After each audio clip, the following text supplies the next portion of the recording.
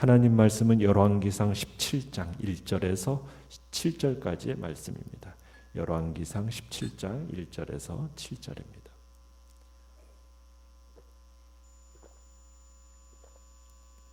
열왕기상 17장 1절에서 7절까지의 말씀을 우리 한 목소리로 같이 읽겠습니다. 시작. 길르앗에 우거하는 자 중에 디셉 사람 엘리야가 아합에게 말하되 내가 섬기는 이스라엘의 하나님 여호와께서 살아계심을 두고 맹세하노니 내 말이 없으면 수년 동안 비도 이슬도 있지 아니하리라 하니라. 여호와의 말씀이 엘리야에게 임하여 이르시되 너는 여기서 떠나 동쪽으로 가서 요단 앞 그리 시냇가에 숨고 그 시냇물을 마시라. 내가 까마귀들에게 명령하여 거기서 너를 먹이게 하리라. 그가 여호와의 말씀과 같이 하여 곧 가서 요단 앞 그리 시냇가에 머물매 까마귀들이 아침에도 떡과 고기를 저녁에도 떡과 고기를 가져왔고 그가 시냇물을 마셨으나 땅에 비가 내리지 아니하므로 얼마 후에 그 시내가 마르니라. 아멘. 오늘 말씀의 제목은 유일한 그리고 완벽한 공급원이라는 제목으로 말씀을 나눕니다. 아합의 시대는 한마디로 감당할 수 없는 괴물 같은 시대였습니다. 둑이 터져버린 시대, 영적인 감각이 죽은 시대, 풍요와 안정의 우상 바알 사상에게 이미 삼켜버린 시대. 죄는 담대해지고 하나님을 두려워하지 않는 시대, 그 시대가 바로 아합의 시대입니다. 어떻게 보면 시편 기자의 말처럼 터가 무너진 시대라고 말할 수 있는 시대, 그게 아합의 시대입니다. 자, 이러한 상황 속에서 과연 하나님은 어떻게 일을 하실까? 절망적인 시대를 하나님은 바라보시면서 하나님은 그저 구경만 하고 계시는 것일까? 하나님의 대안은 무엇일까? 그 하나님의 대안은 바로 오늘 1절에 나오는 것처럼 한 사람이었습니다. 하나님은 사람을 자신의 대안으로 삼으십니다. 그와 같이 교회가 사람에게 목숨을 걸어야 하는 이유가 여기에 있습니다. 하나님은 사람을 찾으십니다. 그때 엘리야를 찾으셨던 하나님이 오늘 이 시대 속에서도 하나님을 전적으로 의지하며 기도하는 그 한 사람을 찾고 계십니다. 자, 내용 관찰 문제 1번을 보시면, 자, 엘리야가 아합에게 예언한 내용은 무엇입니까? 자, 엘리야가 아합에게 나타나서 뭐라고 얘기했습니까? 17장 1절 끝에 보면 내 말이 없으면 수년 동안 비도 이슬도 있지 아니하리라. 수년 동안 앞으로 가뭄이 임할 것이라는 그 예언을 하고 있는 겁니다. 원래 팔레스타인 지역은 때에 따라서 이른 비와 늦은 비가 내립니다. 비는 주로 초가을, 초봄 이렇게 내려요. 그러니까 긴 여름에 더위와 가뭄이 끝나고 가을, 그 초가을에 이른 비가 내리면은 그 메마르고 갈라진 그 땅이 부드러워집니다. 그런데 만약 이때 비가 오지 않으면 땅이 어떻게 되느냐면 콘크리트처럼 아스팔트처럼 단단하게 굳어져 버립니다. 그리고 이른 봄에 늦은 비가 와요. 겨울철에 또 말랐던 그 대지를 부드럽게 해서 새로운 농사를 시작하게끔 만들어주는 역할을 바로 이 늦은 비가 하는 겁니다. 자, 그러면은 이제 가을부터 봄까지 이제 비가 내리지 않는 기간 동안에는 이슬이 내려요. 그래야 식물이 자랄 수가 있거든요. 그런데 그 이슬은 어디에서 내리냐면 헐몬산이라는 곳으로부터 이렇게 매일 아침 엄청난 양의 이슬이 내려서 비가 오지 않아도 농사가 가능하게끔 만듭니다. 그러니까 농업을 주 산업으로 하는 그 시대에 이른 비, 늦은 비, 그리고 이슬이라는 것은 생명줄과 같은 것이었어요. 그런데 지금 무슨 예언을 하고 있는 겁니까?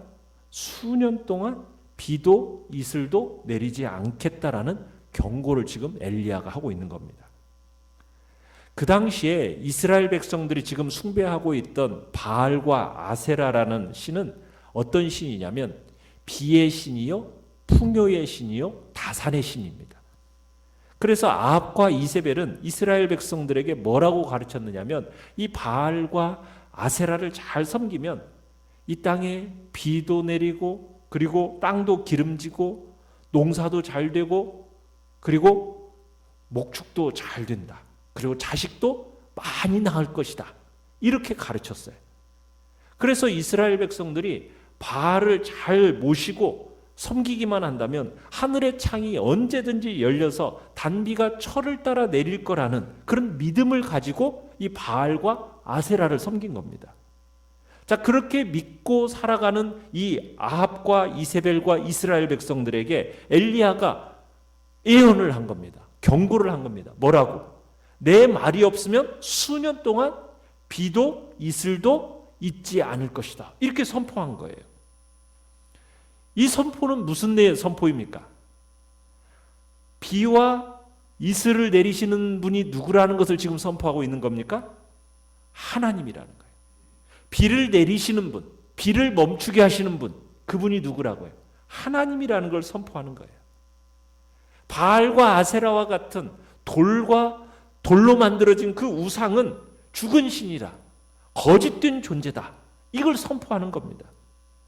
따라서 바알을 섬기는 아합과 여호와를 섬기는 그 엘리야의 어떻게 보면 한판의 싸움이 지금 불가피하게 된 겁니다. 누가 우리에게 비를 줄 것인가? 바알인가? 여호와인가?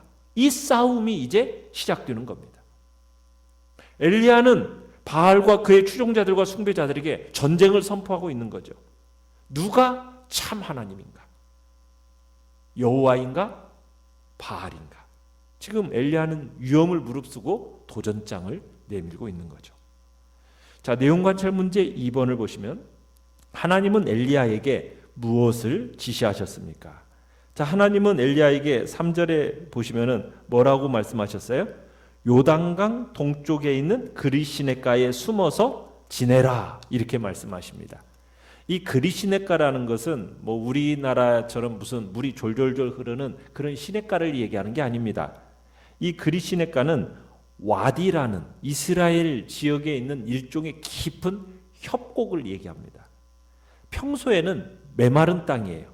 아니면 약간의 물을 얻을 수 있는 그런 곳인데 그런데 비가 쏟아지잖아요. 그러면 갑자기 홍수처럼 범람을 하게 되는 곳, 그곳을 와디라고 하는데 이런 깊은 협곡으로 지금 엘리야를 보내고 있는 겁니다. 그곳은 사람들의 눈을 피하기에 아주 좋은 그런 장소인 거죠. 적합한 장소인 겁니다. 자, 연구와 묵상 문제 3번을 보시면 자, 하나님이 엘리야를 그리시네가에 숨게 하시고 까마귀를 통해 먹이신 이유는 무엇일까요? 자, 하나님께서 엘리야를 그리시네가에 숨기시고 참으로 까마귀를 통해 먹이시는 이유, 이것은 엘리야를 통한 하나님의 계획 때문입니다. 엘리야를 훈련시키기 위해서예요. 어떤 훈련이냐? 첫 번째는 기다림의 훈련입니다. 하나님을 기다려야 돼요. 이때 먹을 것과 물이라는 것은 하나님이 공급해 주셔야 돼요. 일방적으로 공급해 주셔야 돼요. 내가 뭔가를 해서 얻을 수 있는 게 아닙니다. 하나님이 일방적으로 그 양식과 물을 공급해 주셔야만 먹을 수 있고 그것을 기다리는 거예요. 그러니까 순종이라는 것은 이렇게 두 가지로 나눌 수가 있는데 능동적인 순종과 수동적인 순종이 있습니다. 능동적인 순종이라는 건 뭐냐면 뭔가를 하라고 할 때 이렇게 주저하지 않고 하는 것, 그게 능동적인 순종이에요. 행하라고 할 때 하는 것, 그 순종, 그게 능동적인 순종이라면 수동적인 순종이란 건 뭐냐면 아무것도 하지 않고 기다리는 것, 그게 수동적인 순종이에요. 가만히 있어라 이렇게 할 때 어떻게 있는 겁니까? 가만히 있는 거예요. 그래서 이 기다림이라는 것은 수동적인 순종인데 이 기다림을 통해서 어떤 일이 일어나느냐? 내 자아가 죽는 일이 일어납니다. 내가 막 뭔가를 해야 되겠다라는 그런 어떻게 보면은 나의 자아가 죽어지는 훈련이 바로 기다림의 훈련인 거죠. 지금 이 기다림의 훈련을 하나님이 시키시는 거예요. 두 번째는 하나님과의 새로운 차원의 만남으로 이끌림을 받는 훈련입니다. 하나님과의 새로운 차원의 만남, 그 만남으로 이끌림 받는 훈련이에요. 자, 지금 그리시네가라는 곳은 물과 까마귀의 떡을 통해서 하나님의 손길을 경험하며 그분을 만나는 시간입니다. 하나님께서 주시는 먹을 것, 마실 것, 이게 전부 일회용이에요. 일회용. 그죠? 한번 먹고 마시고 나면 그 다음을 기약할 수가 없어요. 자, 그러니 누구밖에는 볼 수 없어요. 하나님 한 분, 그 한 분 위에는 전혀 눈에 들어오지 않는, 하나님의 얼굴만을 뚫어지게 쳐다볼 수밖에 없는 환경, 그 환경이 지금 이 환경인 겁니다. 지금 하나님이 지금 엘리야를 바로 그 자리로 데려가신 거예요. 엘리야는 물론 이전에도 하나님을 만났습니다. 그렇지만 이제는 아주 특별한 독대, 홀로 서는 그 독대의 자리로 초청을 받은 거예요.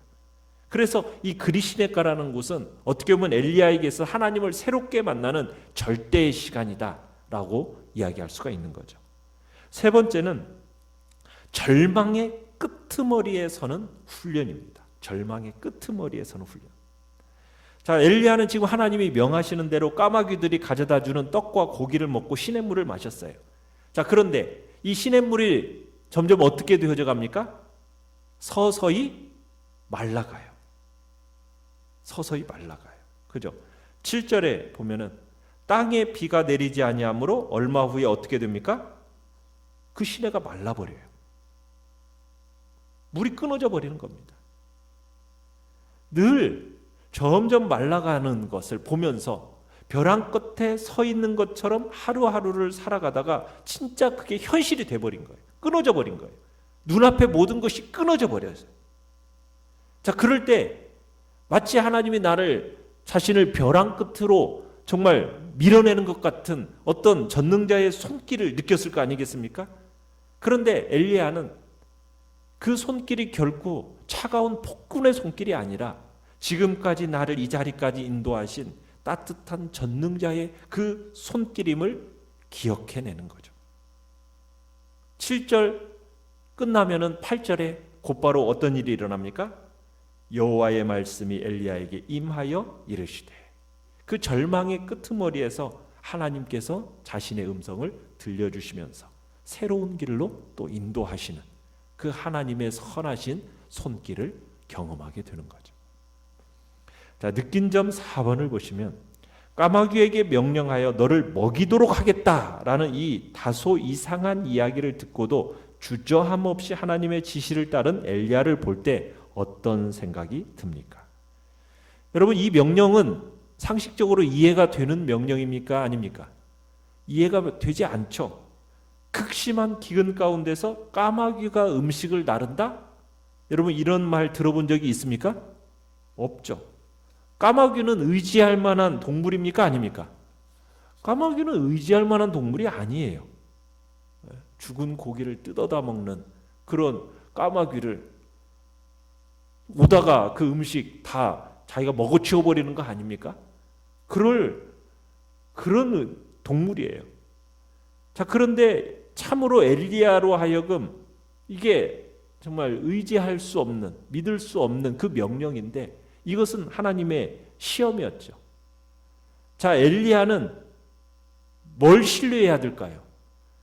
까마귀를 신뢰해야 됩니까? 아니면 거짓말하지 않으시는 그 하나님의 말씀을 신뢰해야 되겠습니까? 하나님의 말씀을 신뢰해야 하는 거죠. 그죠? 내가 까마귀들을 명하여 먹이리라. 이 하나님의 말씀. 그러니까 엘리야가 마음에 두는 것은 까마귀를 쳐다봐야 될 게 아니라 누구를 바라봐야 되는 거예요. 그죠? 창조주이신 하나님, 그 까마귀를 통해서 먹이시는 하나님, 도구를 바라볼 게 아니라 주님 자신을 바라보는 것. 지금 하나님의 명령이라면 이렇다 저렇다 논할 게 없는 거예요. 그저 순종만 하면 되는 겁니다. 엘리야가 보기에는 모든 것이 참 불합리해 보여요. 그렇지만 누구를 신뢰하고 있는 겁니까? 하나님을 신뢰하고 있는 거예요. 그래서 엘리야는 하나님의 뜻에 절대적으로 복종했던 거죠. 왕에게 여호와의 메시지를 전하는 일에서도 그렇고요. 까마귀에게 의지하여 목숨을 부지하는 일에서도 그렇고, 하나님의 뜻이라면 엘리야는 그 뜻을 쫓을 그 태세를 갖추고 있었고, 그 말씀에 온전히 순종하는 모습을 보는 겁니다. 어떻게 보면 그 명령이 불합리인 것처럼 보여도, 아무리 앞날이 어두워 보여도 하나님의 그 명령을 즉시 이행하는 엘리야의 모습을 통해서 정말 우리는 엘리야와 같이 하나님의 말씀에 즉각적으로 순종하는 자들이 되어야 하겠습니다. 하나님의 말씀을 연기하지 마십시오. 순종하는 일에 연기하지 마십시오. 하나님이 모든 필요한 것을 채우신다는 거 의심하지 마십시오. 어려운 환경 속에서 하나님의 말씀에 순종하십시오. 어두운 가운데서도 하나님을 신뢰할 수 있다라는 것은 참 복된 일입니다. 하나님이 보시고 하나님이 하시기 힘든 일이 있을까요? 없습니다. 하나님의 약속의 말씀이 이루어지지 않는 법이 있습니까? 없습니다. 우리는 그 하나님의 약속의 말씀을 붙들고 그분이 나를 돌보심에 대한 그 분명한 신앙을 가져야 되겠습니다. 불신앙의 그 의심을 품어서는 안 됩니다. 천지가 다 변해도 하나님의 약속은 결코 변하지 않습니다. 엘리야의 이 하나님은 오늘날 지금도 살아 계십니다. 우리는 정말 그 하나님의 신실하심을 믿고 신뢰하고 의지하면서 그 하나님을 붙들고 살아가는 복된 나날이 되시기를 간절히 축원합니다. 자, 결론과 적용 5번을 보시면 하나님이 내가 필요한 것에 몇 퍼센트 정도만 채워주시는 분이 아니라 모든 필요를 채워주시는 분임을 믿습니까? 물질이든 사람이든 위로와 격려의 말이든 내게 지금 필요한 것을 하나님께 간구합시다.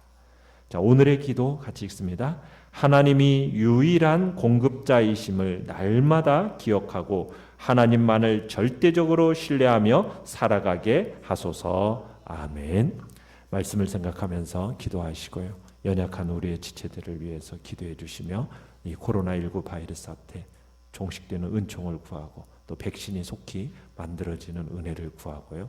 또 하나님 앞에 함께 예배드리고 또 주의 은혜를 구하는 복된 자리에 모든 이들이 나올 수 있는 환경들을 열어달라고 이 시간 주여 우리 세 번